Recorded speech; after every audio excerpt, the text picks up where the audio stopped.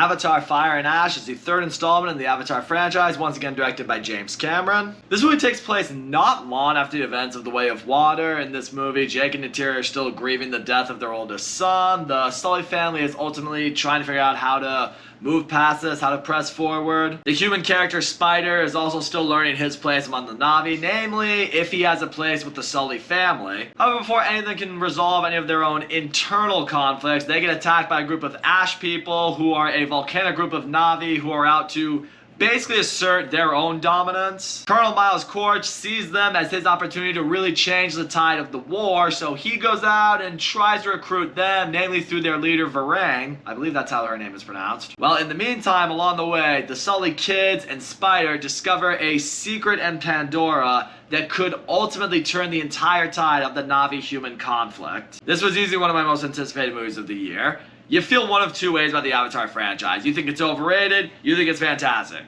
I really love both of them. As in the first two we got. I mean, they're amazing escapes into this world. Visually, they're some of the best movies you'll ever see.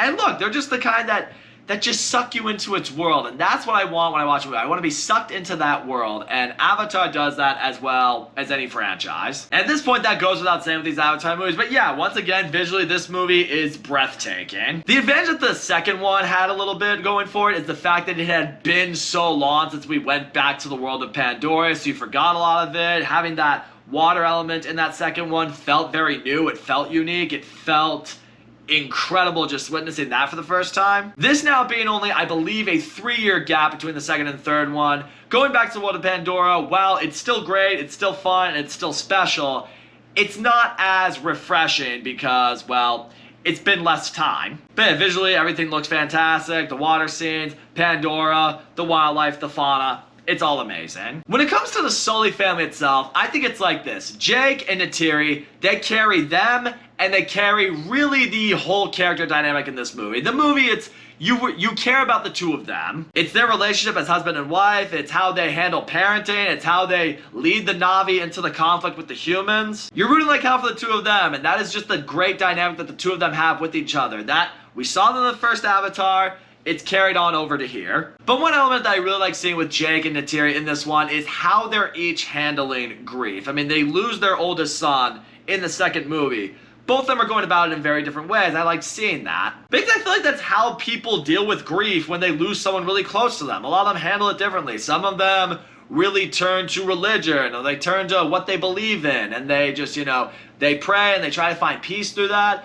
Others really try to keep busy, really try to just, hide their emotions or reject the emotion a little bit. And yeah, obviously there are times you may be someone who believes in something, but at that point you might question your own faith. When something really tragic happens to you, sometimes you have to blame someone, and it's that something that you believe in. This movie tackled on that theme, and I appreciated that, because that was real. Also, yeah, I thought the Ash people were really good antagonists to be brought into this whole thing. Because for a while, what we have been seeing or led to believe are all the Avatar are good. Well, not the Avatar, the Na'vi. They're good. The humans are bad.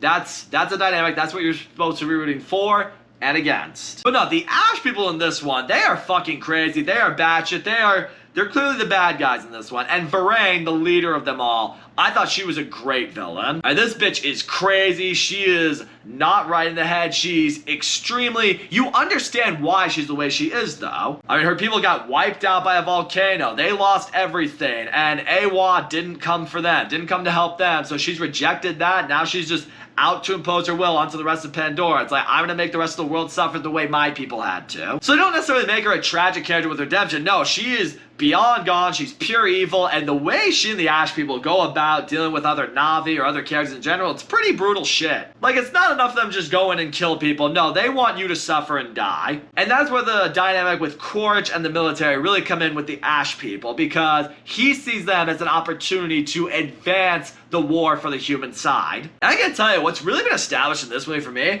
I'm really starting to love Miles Quaritch as the villain of this franchise. I think he's really awesome in this movie. I mean, not that I ever disliked him or anything like that, but I really feel in this one, he established himself as a really, not just great villain, but a complex character. First of all, he's got a great dynamic with Varang. Like, she'll throw some shit at him, try to threaten him or intimidate him, and he's just like, oh, honey, I'm a military man. You're not gonna scare me that easily. Like, he's got some good, sharp, quick, witty one-liners with her where I'm like, okay, These two are playing off each other well. He knows how to go about this. This is a guy that's in control. And you just feel the hatred he has for Jake Sully. He believes this guy is like the Benedict Arnold to the human race. Like, he needs to suffer, he needs to die. He will stop at nothing to get revenge on Jake Sully, and he will kill whoever he has to get to him. So not only do you get a really great hero-villain dynamic between those two characters, but what I really think puts Miles Quaritch over the edge in this one is the dynamic he has with Spider. We discovered in The Way of Water, Spider is his son, and as a result, now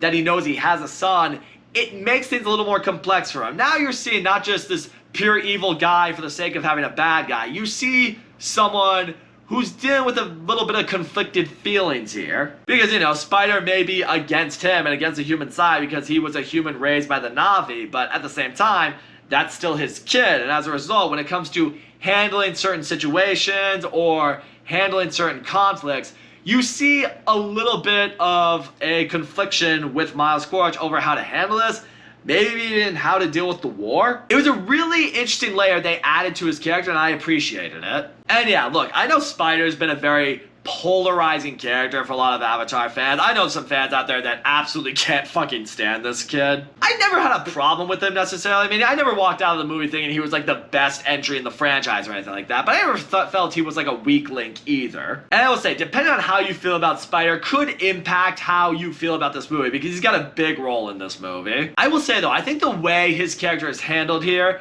I thought was done very well, because the movie really does press onto his dynamic, not just with the Sully family, but how he factors into Pandora. Because he becomes the ultimate key. When you look at him and you see how he interacts with the Na'vi and how he lives on the land and like the things he's able to learn how to do through certain situations that unfold with him, it now begs the question of, can humans legitimately now survive on Pandora? Which, you know, as Jake Sully mentions, could turn the tide of everything. So as a result, it leaves characters very conflicted on how to handle Spider, how to handle the situation going forward and the conflict that is going on for Pandora. As a result, it brings for a very interesting sort of situation between the Sully family and this human that they've sort of adopted into their family. Like, I'm not gonna lie, there's one scene between Jake Sully and Spider that legitimately almost made me emotional. It was just like, they went to a certain level where there's a really tough decision that has to be made,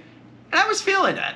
As far as the rest of the Sully family, I will say this much. I think the problem with these Avatar movies for a lot of people is they just feel very redundant. The conflict between the Na'vi and the humans, you're on Pandora for a while, someone or a few people have to learn a certain way of life, or you learn about a group of Na'vi that have a certain way of life, and then it's just going about that. What I think is definitely the weakest link with this movie is the fact that the kids, the Sully family, the Sully children in this one, they had big roles in the last movie, and they still do here, but their roles are kind of the same here as they were in the last one. Loic, the son, he's got the same dynamic with the whale, the, you know, Payakan from the last movie, trying to help him in his situation. You kind of thought maybe some of that was resolved in the last movie. Turns out, not as much. He still feels like he's got to prove himself to Jake Sully. Even you feel like at the end of the last movie, maybe that was taken care of. Again, not as much as you'd think. I mean, Kiri in this one, at this point, she's established as the messiah of this movie. You know, she can talk to Awa the way that she can. She can do certain things that just the Na'vi can't really do. They pan into more of that here, and as a result, it leads to a situation later on that you've absolutely seen before in another Avatar movie, so that will undeniably also feel repetitive. And that is ultimately what it comes down to with these Avatar movies. You don't really come into this with the story or the characters, really the new characters, I would say, rather. Like, you're in this movie for Pandora, the visuals, the action sequences. I will say the action sequences in this one, once again, badass, awesome, spectacle. And really, the two characters you walk into this movie really rooting for and really caring about most are Jake and Neytiri. Everyone else, you care about them to an extent, but not enough that if anything goes on with them, you would be just destroyed from it. You would not be okay. And yeah, is that a little bit of a detriment to the movie? Yeah, you would hope with how long these movies run, at some point you would care a little bit more about them and their story arcs and what they're going through. But yeah, admittedly you don't as much, and maybe that will change over time, but we will see. I will say this much though, for its runtime, how long was it, like 3 hours and 15 minutes? It made the most of it. I mean, again, this is just me talking, but I didn't feel like it was that long. I was pretty locked into the movie. I was never bored. I was never hoping for it to wrap up, so it made use of its runtime for me. So all in all, Avatar Fire and Ash, what can I say? It worked for me. Visually, once again, it's absolutely breathtaking to look at. The world of Pandora just sucks you right into it. The action sequences when they go down, they're awesome. They're a great time. They're something to behold. I love Jake and Neytiri's dynamic in this movie. I love the dynamic between Quaritch and Varane from the Ash People tribe. I'm telling you, Quaritch as a villain, really starting to love his character. It made good use of its runtime. I actually enjoyed the character arc they took Spider on in this movie. I thought of all the newer characters we got introduced to, he probably had the most development. I loved exploring more on the themes of grief and adaptation and family that we really get touched on in this movie. I wish the Sully kids had a little bit more development in this movie. I wish not too many of the same storylines, namely from the last movie, were carried over to pretty much the exact same degree as they are in this movie. I mean, James Cameron has said Fire and Ash is meant to be more of a continuation to The Way of Water than a sequel to The Way of Water, so I guess take that for what you will when you see a lot of repetitive storylines and themes in this one compared to the last one. And in the end, the Avatar movies, they are what you are, and if you're into them, you'll enjoy this movie. If you haven't really been into them, you won't enjoy this movie. For me, as someone who really dug the first two, I once again dug this one, so I'm going to be maybe a little generous with my rating here, but I'm going to give Avatar Fire and Ash an 8 out of 10 because I think this is one that I'm going to buy and own on physical home media. Shut up and take my money. In reality, is it probably more of a 7 out of 10? Yeah, maybe, but look, I own the first two Avatars on Blu-ray. I don't see myself not going out to get this one, so this is where my rating system is very subjective. So that's all I gotta say, guys. Thank you so much for watching my video, and as always, don't forget to comment, like, subscribe, and I will see you all next time.